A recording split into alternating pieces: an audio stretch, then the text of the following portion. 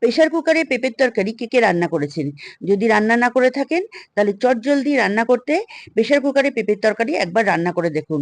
খুবই টেস্টি এবং সুস্বাদু আর খুবই স্বাস্থ্যকর। নমস্কার বন্ধুরা, আমি মিতালি চলে এসেছি মিতালির রান্নাঘরে। আজকে আপনাদের জন্য নিয়ে এসেছি প্রেসার কুকারে পেঁপের তরকারি।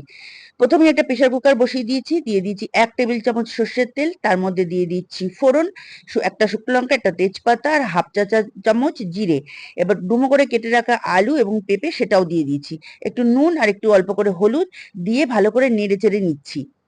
এরপর দিয়ে দিলাম আগে থেকে ভেজানো রাখা ছোলাটা দিয়ে একটু নেড়ে চেড়ে আলগা ঢাকা দিয়ে দিলাম।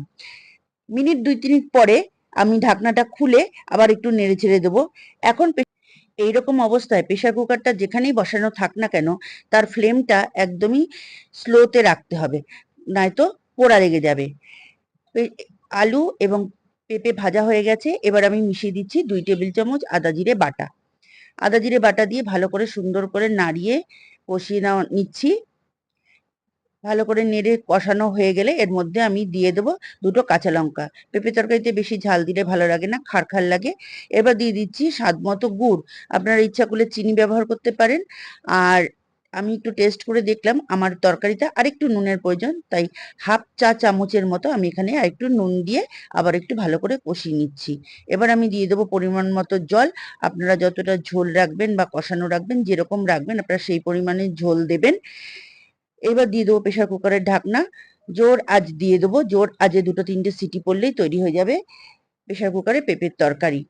তারপর নামিয়ে গরম গরম ভাতে পরিবেশন করুন। এ দেখুন তৈরি হয়ে গেছে।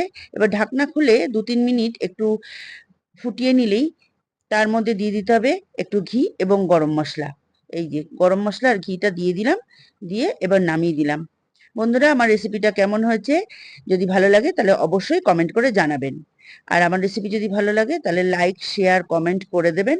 আর চ্যানেলটা যদি সাবস্ক্রাইব করা না থাকে তাহলে অবশ্যই সাবস্ক্রাইব করে নেবেন, বেল আইকনটা ক্লিক করে দেবেন।